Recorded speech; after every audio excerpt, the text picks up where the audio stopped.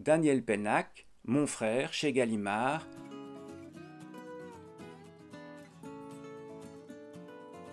Un court récit mettant en scène le frère de Daniel, un frère qui a disparu et dont il ne se remet pas de la disparition. Mais étrangement, Daniel Pennac entremêle ce récit à propos de la mort de son frère et de l'affection, de l'intimité profonde qu'il entretenait avec lui.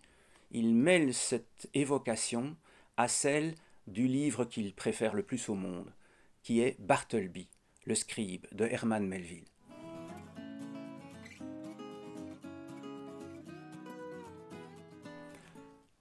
Bartleby, c'est un employé aux Écritures chez un avoué à la fin du XIXe siècle. Et c'est un personnage mystérieux dont on ne connaît ni le passé ni le futur.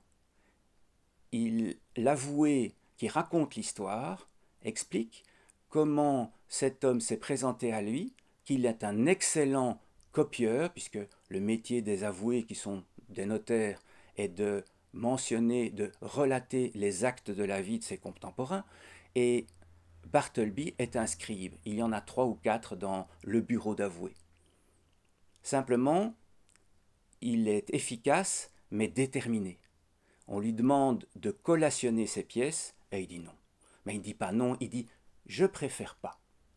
Il a une manière à lui de dire ce qu'il veut, ou plutôt de dire ce qu'il ne veut pas, pour des éléments, quelque chose d'assez modeste finalement. On lui demande d'accomplir des tâches qui habituellement sont le métier des copistes, et il ne veut en aucune manière mécontenter, il ne veut en aucune manière se révolter, mais il veut rester fidèle à lui-même, il préfère pas.